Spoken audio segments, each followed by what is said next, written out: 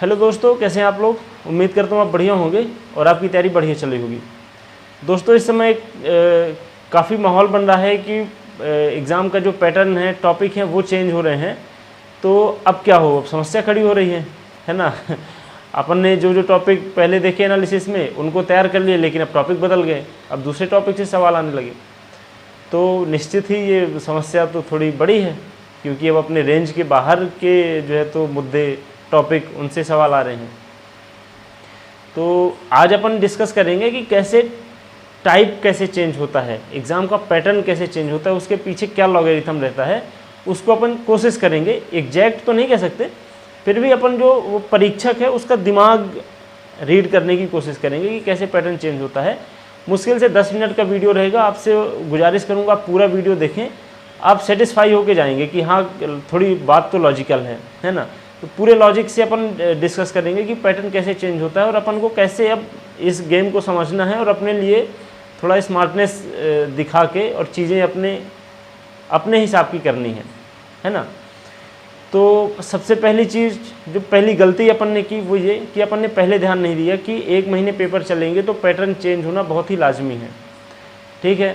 और मैंने पहले एक वीडियो डाला था, काफ़ी पहले डाला था, उसमें मैंने बताया था कि पैटर्न कैसे चेंज होता है। अगर मान लीजिए 1 महीने पेपर चला और पहले दिन जिस टॉपिक से सवाल आए थे वही टॉपिक तो रेगुलर रिपीट नहीं होंगे ना। नहीं तो लोगों को पता चल गया कि भाई ये 8-10 टॉपिक है, इन्हीं से क्वेश्चन आ रहे हैं। तो जिसका आखिरी में एग्ज़ाम है उसने उन 8-10 टॉपिक को ऐसा घोट लिया कि उसका जो है तो बड़ी बारीकी से उसने पढ़ाई कर ली। अब उससे तो कोई क्वेश्चन बिगड़ेगा ही नहीं। 2 बच्चे जिनका लेवल समान है, एक जैसा है, पहले का पेपर पहले दिन था और दूसरे का आखिरी दिन, तो पहले वाले को पता ही नहीं था कौन से टॉपिक से क्वेश्चन आएंगे, तो उसने जनरल तैयारी की, उसका स्कोर कम रहा। दूसरे को टॉपिक ही पता चल गया, तो उसी टॉपिक को पढ़ के वो काफ़ी अच्छे नंबर ले आया। तो ये तो इनजस्टिस हो गया ना। इसलिए अगर एग्ज़ाम काफ़ी लंबे ड्यूरेशन में चलते हैं तो पैटर्न चेंज किया जाता है। अगर ऐसा हुआ तो फिर इस मान लीजिए एक ही टॉपिक से क्वेश्चन रिपीट हो रहे हैं, आ रहे हैं, पैटर्न चेंज नहीं हो रहा है, तो नॉर्मलाइजेशन में बहुत वेरिएशन आता है। इसलिए पैटर्न चेंज करना परीक्षक की मजबूरी रहती है। तो अपन को अब ये देखना है कि पैटर्न चेंज होता कैसे है। अपन थोड़ा सा लॉजिकल सोच सकते हैं कि कैसे करते होंगे, कैसे ये लोग जो है तो टॉपिक बदलते होंगे। तो अपन को ये देखना है कि स्टार्टिंग में जब पेपर हुआ था तब कौन कौन से टॉपिक ऐसे थे जिनसे क्वेश्चन कम आ रहे थे लेकिन अब ज़्यादा आने लगे हैं। एक तो ये रहता है कि पहले कम क्वेश्चन आ रहे थे, अब ज़्यादा आ रहे हैं। तो हो सकता है कि अब जिन टॉपिक से कम क्वेश्चन आ रहे हैं उनसे आगे ज़्यादा आने लगे आगे चल के, तो उन टॉपिक को अपन को कवर करना है, ठीक है। दूसरी चीज़ ये देखना है कि जैसे मैथ के मान लीजिए 35 टॉपिक हैं टोटल, 35, तो उनको पूछना तो 35 में से ही है ना। तो उन 35 में से आप ये देखिए कि सबसे जनरल टॉपिक कौन से हैं, सबसे आसान, मतलब इजी, जो सबसे ज़्यादा चर्चा में रहते हैं, जो है ना फेवरेट टॉपिक है एग्ज़ाम्स के, उनमें से आप देखिए कि किन किन टॉपिक के क्वेश्चन आ चुके हैं या कौन कौन से टॉपिक अभी ट्रेंडिंग में चल रहे हैं। तो उनके अलावा जो टॉपिक बच रहे हैं उनको भी कवर कर लेना है, क्योंकि अगर ये ट्रेंडिंग में है तो जो बाकी बच रहे हैं वो भी आ सकते हैं ट्रेंडिंग में, कोई डाउट नहीं है। हम यहाँ पे जीके जीएस का डिस्कशन नहीं कर रहे हैं। जीके जीएस में ऐसा है कि अगर आपका ठीक तरीके से कंप्लीट नहीं है तो 10 दिन में आप वो लेवल अचीव नहीं कर सकते। हाँ, ये कि आप थोड़ा स्टैटिक पोर्शन कुछ कवर करके, करेंट अफेयर कवर करके एक पॉसिबिलिटी बना सकते हैं कि हो सकता है ये अपना जैकपॉट इसी में से फंसे, अपन ने जो पढ़ के गया वहीं से क्वेश्चन आए और बन जाए।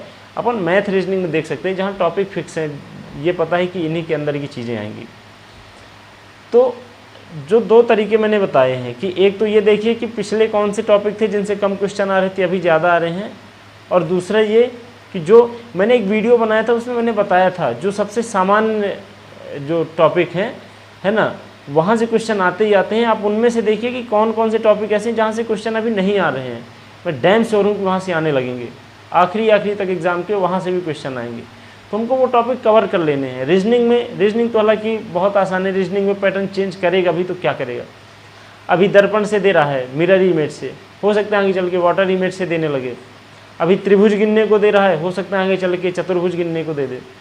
अभी हो सकता है मिसिंग नंबर फाइंड करने के लिए बोल रहा है, आगे चल के बोल दे एक सीरीज़ दे दे और पूछे अगला इसमें कौन सा अंक आएगा, कौन सी संख्या आएगी। तो रीजनिंग बहुत चिंता का विषय नहीं रहती है, आपने एक सामान्य लेवल में अगर पढ़ी हुई तो कवर हो जाती है। बाकी चीज़ों के लिए, खासकर मैथ के लिए आपको देखना पड़ता है, क्योंकि मैथ में हर टॉपिक आपसे बनना चाहिए। रीजनिंग में बहुत सारी है कि खुद का अपन इंटेलिजेंस लगा के निकाल लेते हैं, लेकिन मैथ में ऐसा नहीं। मैथ में अगर आपको फॉर्मेट पता है, तरीका पता है, तभी आप कर पाएंगे। रही बात साइंस की, तो साइंस मैंने आपको बताया, साइंस कितना भी कहीं घुमाएगा, आप लूसेंट नीली वाली उसमें सामान्य विज्ञान का जो पोर्शन है आप उतना पढ़ लीजिए, उसके अंदर से जितना मिल रहा है उतना आपका ठीक है। बाकी 10 नंबर के लिए 10 में से 6 मान लीजिए ये लूसेंट नीली वाली से फंस गए, 4 के लिए आपको कोई बड़ी मोटी बुक पढ़ने की ज़रूरत नहीं है, क्योंकि एक स्मार्टनेस ये भी है कि हम कितना पढ़ के और कितने नंबर गेन कर रहे हैं। मान लीजिए हमने एक बुक पढ़ी, ठीक है, मान लीजिए हमने मैथ पढ़ा और मैथ अच्छे से करके हमने 35 नंबर हम खींच लिए, लेकिन जीएस पढ़ रहे हैं तो जीएस में हिस्ट्री, पॉलिटी, ज्योग्राफी, इकोनॉमिक्स के भी क्वेश्चन आ रहे हैं, एमपीजी के हो गया, करेंट अफेयर हो गया, नेशनल और एमपी दोनों हो गए, लगभग 5-6 सब्जेक्ट। इनको पढ़ के हम 30 नंबर ला पा रहे हैं, वो भी श्योरिटी नहीं है कि आएंगे ही, हो सकता है 15 ही आएँ, बाकी बने ही ना। लेकिन मैथ पढ़ के अपन एक सब्जेक्ट पढ़ा और 35 नंबर अपने कब्जे में, रीजनिंग एक सब्जेक्ट पढ़ा 30 नंबर कब्जे में, साइंस में फिजिक्स, केमिस्ट्री, बायो अपन ने पढ़ा और 10 नंबर कब्जे में। अब वो 10 जो कब्जे में आ रहे हैं उसमें से अपन अपने पास 2 चॉइस हैं, एक तो लूसेंट नीली वाली पढ़ के 6 नंबर कब्जे में ले ले, या बहुत मोटी किताब पढ़ के लूसेंट जो ग्रीन वाली आती जनरल साइंस की, उसको पढ़ने के बाद उसमें बहुत सारी चीज़ें दी हुई हैं, वो दिखती लूसेंट दिखती लेकिन है बहुत कंटेंट, उसको पढ़ने के बाद 10 नंबर ले रहे हैं। अब सोचिए कहाँ इतना 20 पन्ने पढ़ के 6 नंबर और कहाँ 200 पन्ने पढ़ के 10 नंबर। तो ये भी देखना है कितना पढ़ने के बाद कितना आउटपुट मिल रहा है। तो ऐसे चीज़ें करिए, और जो चीज़ें आपको नहीं पता है जीएस वगैरह में, जीके वगैरह में, उनके पीछे भागने की ज़रूरत नहीं है। जो आपको पता है उस पर थोड़ा सा कमांड अच्छी कर लीजिए, है ना। और कोई दिक्कत नहीं है, पैटर्न चेंज भी होगा तो लेवल चेंज नहीं होगा, लेवल वही रहेगा, सिलेबस वही रहेगा, सिलेबस के बाहर चीज़ें नहीं जाएंगी, है ना। और तैयारी करते रहिए, चैनल से जुड़े रहिए, और अपन कोशिश करेंगे रेगुलर आपकी जैसी जो भी हेल्प हो सके हेल्प करते रहेंगे। और आगे चल के मैं कोशिश करूँगा, मेरी जो है तो काफ़ी इच्छा भी है कि मैं टीचिंग करूँ, तो कोशिश करूँगा मैं जीएस वगैरह के कुछ एक आध सब्जेक्ट, पूरा सब्जेक्ट ही तरीके से कोशिश करूँगा पढ़ाने की। तो आप चैनल से जुड़ते जाइए, कुछ समय बाद अपन जो है तो वो भी शुरू करेंगे, ठीक है। जय हिंद।